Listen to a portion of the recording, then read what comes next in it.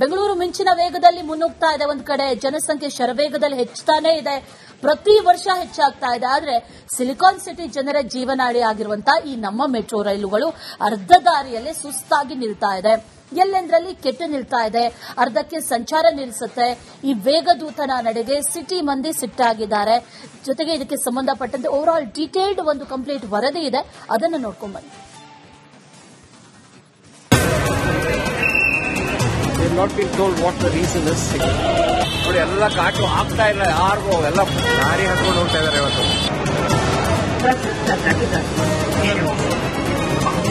ನಮ್ಮ ಮೆಟ್ರೋ ರಾಜ್ಯ ರಾಜಧಾನಿ ಬೆಂಗಳೂರಿನ ಸಂಚಾರ ನಾಡಿ. ಬಡವರಿಂದ ಹಿಡಿದು ಶ್ರೀಮಂತರವರೆಗೂ, ಮಕ್ಕಳು ಯುವಕರಿಂದ ಹಿಡಿದು ವೃದ್ಧರವರೆಗೂ ಮೆಟ್ರೋದಲ್ಲಿ ಪ್ರಯಾಣಿಸುತ್ತಾರೆ. ಟ್ರಾಫಿಕ್ನಿಂದ ಹೈರಾಣಾಗಿರುವ ಸಿಟಿ ಜನ ಬೈಕು, ಕಾರು ಬಿಟ್ಟು ಮೆಟ್ರೋ ಏರ್ತಾರೆ.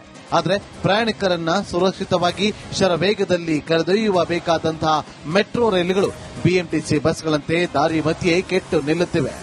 ಬೆಂಗಳೂರಿನಲ್ಲಿ ಒಂದು ಕಡೆ ಸಂಚಾರ ದಟ್ಟಣೆ ಕಡಿಮೆ ಮಾಡುವ ನಿಟ್ಟಿನಲ್ಲಿ ಮೆಟ್ರೋ ಜಾಲವನ್ನು ವಿಸ್ತರಣೆ ಮಾಡಲಾಗ್ತಾ ಇದೆ. ಈ ನಡುವೆ ಪದೇ ಪದೇ ಮೆಟ್ರೋ ಕೈಕೊಡ್ತಾ ಇರುವುದರಿಂದ ಸಹಜವಾಗಿ ಪ್ರಯಾಣಿಕರು ತಾವೊಂದುಕೊಂಡಂತಹ ಸ್ಥಳಕ್ಕೆ ನಿಗದಿತ ಸಮಯದಲ್ಲಿ ಹೋಗಲು ಸಾಧ್ಯವಾಗದೆ ಇದೀಗ ಪರದಾಡುವಂತಹ ಸನ್ನಿವೇಶ ಇದೆ.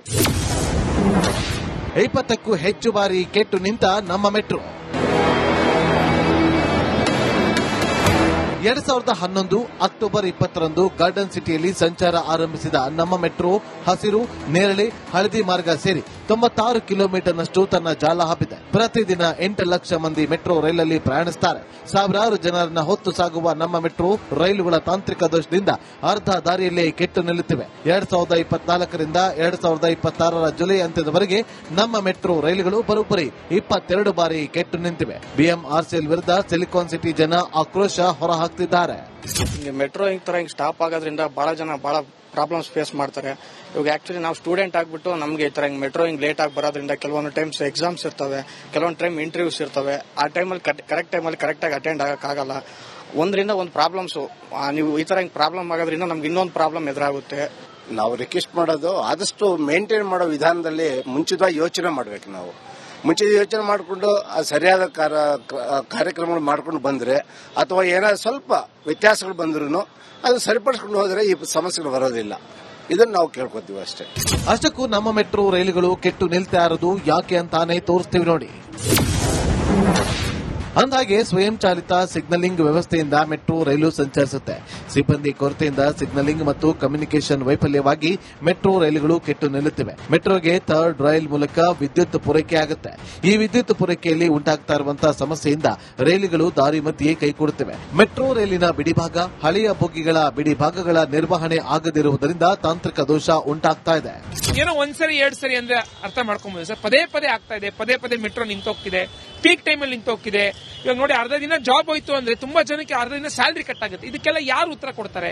ಈಗ ಮೆಟ್ರೋ ಕಟ್ಟಿರೋದೇ ಜನಗಳಿಗೆ ಹೆಲ್ಪ್ ಆಗಬೇಕು ಅಂತ, ಇವಾಗ ಅದೇ ಜನಗಳಿಗೆ ತೊಂದರೆ ಆಗ್ತಿರೋದಂದ್ರೆ ಇದು ಪ್ರಶ್ನಾರ್ಹ ಸರ್. ಎರಡನೇದು ನೋಡಿ, ಈಗಾಗಲೇ ಸಿಬ್ಬಂದಿಗಳ ಕೊರತೆ ವೆರಿ ಕ್ಲಿಯರ್ಲಿ ತೋರಿಸ್ತಾ ಇದೆ. ಆಮೇಲೆ ನೋಡಿ, ಇವಾಗ 40 ಜನ ಹೆಚ್ಚಿಗೆ ಜನ ಸೂಸೈಡ್ ಮಾಡ್ಕೊಂಡಿದ್ದಾರೆ ಇದೇ ಮೆಟ್ರೋದಲ್ಲಿ ಲಾಸ್ಟ್ 2-3 ಇಯರ್ಸ್ ಅಲ್ಲೇ, 40ಕ್ಕಿಂತ ಹೆಚ್ಚು. ಅಂದ್ರೆ ಅಲ್ಲೂ ಕೂಡ ಏನಂದ್ರೆ ತುಂಬಾ ಜನ ಅಲ್ಲಿ ನೋಡ್ಕೊಳ್ಳೋರು ಇಲ್ಲ, ಒಬ್ರೋ ಇಬ್ರೋ ಇದ್ದಾರೆ ಅಂದ್ರೆ ಅಲ್ಲೂ ತೋರಿಸ್ತಾ ಇದೆ ಸಿಬ್ಬಂದಿ ಕೊರತೆ.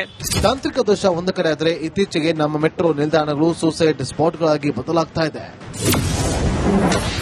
2023ರಿಂದ 2026ರವರೆಗೂ ಅಂದ್ರೆ ಕೇವಲ 3 ವರ್ಷದಲ್ಲಿ ಮೆಟ್ರೋ ಹಳಿಗೆ ಹಾರಿ 4 ಪ್ರಯಾಣಿಕರು ಆತ್ಮಹತ್ಯೆ ಮಾಡಿಕೊಂಡಿದ್ದಾರೆ. 14 ಪ್ರಯಾಣಿಕರು ಮೆಟ್ರೋ ಹಳಿಗೆ ಹಾರಿ ಆತ್ಮಹತ್ಯೆಗೆ ಯತ್ನಿಸಿದ್ದಾರೆ. ಇದಿಷ್ಟೇ ಅಲ್ಲ, ಮೊಬೈಲ್ ಬಿತ್ತು ಅಂತ ತೆಗೆದುಕೊಳ್ಳಕ್ಕೆ ಹೋಗಿ 20 ಪ್ರಯಾಣಿಕರು ಅನಧಿಕೃತವಾಗಿ ಮೆಟ್ರೋ ಹಳಿ ಪ್ರವೇಶ ಮಾಡಿದ್ದಾರೆ. 4 ಬಾರಿ ಪ್ರಯಾಣಿಕರು ಆಕಸ್ಮಿಕವಾಗಿ ಮೆಟ್ರೋ ಹಳಿಗೆ ಬಿದ್ದಿದ್ದಾರೆ. ಈ ಎಲ್ಲಾ ಸಮಯದಲ್ಲೂ ಮೆಟ್ರೋ ಸಂಚಾರ ತಾತ್ಕಾಲಿಕವಾಗಿ ಸ್ಥಗಿತಗೊಂಡಿತ್ತು.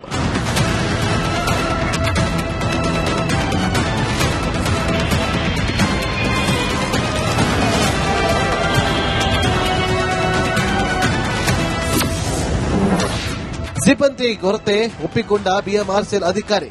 ಬಿಎಂಆರ್ಸಿಎಲ್ನ ಕಾರ್ಯಾಚರಣೆ ಮತ್ತು ನಿರ್ವಹಣಾ ವಿಭಾಗದಲ್ಲಿ 480ಕ್ಕೂ ಹೆಚ್ಚು ಹುದ್ದೆಗಳು ಖಾಲಿ ಉಳಿದಿವೆ. ರಾತ್ರಿ ಪಾಳಿಯಲ್ಲಿ 70% ನಿಲ್ದಾಣಗಳು ಸ್ಟೇಷನ್ ಕಂಟ್ರೋಲರ್ಗಳಿಲ್ಲದೆ ಕಾರ್ಯನಿರ್ವಹಿಸುವ ಆರೋಪವಿದೆ. ಸಿಬ್ಬಂದಿ ಕೊರತೆ ಇರೋದನ್ನ ಖುದ್ದು ಬಿಎಂಆರ್ಸಿಎಲ್ ಅಧಿಕಾರಿಗಳೇ ಒಪ್ಪಿಕೊಂಡಿದ್ದಾರೆ. ಇವಾಗ ನಾವು ರಾತ್ರಿ ಎಲ್ಲ ಕಂಟ್ರೋಲ್ ಇರಬೇಕು ಅಂತ ಏನಿಲ್ಲ. ಹಾಗಾಗಿ ನಮ್ಮಲ್ಲಿ ಇವಾಗ ಇರುವಂತ ಸಿಬ್ಬಂದಿಗಳು ಏನಿದ್ದಾರೆ ಅದರಲ್ಲೇ ನಾವು ಸ್ವಲ್ಪ ಮ್ಯಾನೇಜ್ ಮಾಡಬೇಕಾಗಿ. ಯಾಕಂದ್ರೆ ನಾವು ಹೊಸದಾಗಿ ನಾವು ತಗೋಂತವ್ರಿಗೆ ನಾವು ಅವ್ರಿಗೂ ಕೂಡ ಟ್ರೈನಿಂಗ್ ಮಾಡಿ ಅವೆಲ್ಲ ತರೋಷ್ಟರಲ್ಲಿ ಅದು ಸ್ವಲ್ಪ ಸಮಯ ಹಿಡಿತದೆ. ಜನರಿಗೆ ನಾವು ತಗೊಳ್ಳುವಂತ ಏನು ಟೆಸ್ಟ್ ಗೀಸ್ಟ್ ಮಾಡೋದಿದೆಯಲ್ಲ ಅಲ್ಲಿ ನಮಗೆ ಸ್ವಲ್ಪ ಎಕ್ಸಾಮಿನೇಷನ್ ಮಾಡೋದ್ರಲ್ಲಿ ಆಗ್ಲಿ ಇದ್ರಲ್ಲಾಗ್ಲಿ ಸ್ವಲ್ಪ ತೊಂದರೆ ಆಗಿದೆ. ಹಾಗಾಗಿ ಎಲ್ಲೆಲ್ಲಿ ಇಂಟರ್ಲಾಕ್ ಸ್ಟೇಷನ್ ಇರ್ತದೋ ಅಲ್ಲೆಲ್ಲ ಇರ್ತಾರೆ. ನಾನ್ ಇಂಟರ್ಲಾಕ್ ಸ್ಟೇಷನ್ ಅಲ್ಲೇ ಸ್ವಲ್ಪ ರಾತ್ರಿ ಹೊತ್ತು ಅಕಸ್ಮಾತ್ ಇದರ ತೊಂದರೆ ಬಂದ್ರೆ ಪಕ್ಕದ ಸ್ಟೇಷನ್ ಕಂಟ್ರೋಲರ್ ಬಂದು ಅಲ್ಲಿ ಇರ್ತಾರೆ. ಸಿಬ್ಬಂದಿ ಕೊರತೆ ಬಗ್ಗೆ ಪರಿಶೀಲಿಸುತ್ತೀವಿ. ಸಚಿವ ಕೃಷ್ಣ ಬೈರೇಗೌಡ ಭರವಸೆ. ಇನ್ನು ಸಿಬ್ಬಂದಿ ಕೊರತೆ ಇರೋ ಬಗ್ಗೆ ಪರಿಶೀಲಿಸುವುದಾಗಿ ಬೆಂಗಳೂರು ನಗರಾಭಿವೃದ್ಧಿ ಸಚಿವ ಕೃಷ್ಣ ಬೈರೇಗೌಡ ಭರವಸೆ ನೀಡಿದ್ದಾರೆ. ಚೆಕ್ ಮಾಡ್ತೇನೆ, ನಾನು ರಿವ್ಯೂ ಮಾಡ್ತೇನೆ, ಖಂಡಿತ ರಿವ್ಯೂ ಮಾಡ್ತೇನೆ. ನೋಡಿದ್ರಲ್ವಾ, ಬೆಂಗಳೂರಿನ ಸಂಚಾರ ನಾಡಿಯಲ್ಲಿ ಎಷ್ಟೆಲ್ಲ ಸಮಸ್ಯೆಗಳು ತಾಂಡವವಾಡ್ತಾ ಇದೆ ಅಂತ. ಇದರಿಂದ ಪ್ರಯಾಣಿಕರಿಗೆ ಅದ್ಯಾವಾಗ ಮುಕ್ತಿ ಸಿಗುತ್ತೋ ಏನೋ.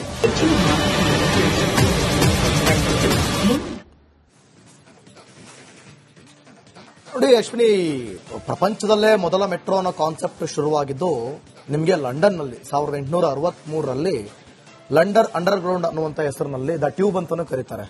ಸೊ ಅಲ್ಲಿ ಆರಂಭ ಆಯಿತು. ಅದಾದ್ಮೇಲೆ ಭಾರತದಲ್ಲಿ ನಿಮಗೆ ಮೊಟ್ಟ ಮೊದಲ ಬಾರಿಗೆ 1984ರಲ್ಲಿ ಕೋಲ್ಕತ್ತಾದಲ್ಲಿ ಫಸ್ಟ್ ಶುರುವಾಗುತ್ತೆ. ಸೊ ಅಲ್ಲಿಂದ ಅವ್ಯಾವು ಕೂಡ ನಿಮಗೆ ಆತರ ಸಮಸ್ಯೆಗಳಾಗಿರುವಂತಹ ವರದಿಗಳು ಕಡಿಮೆ.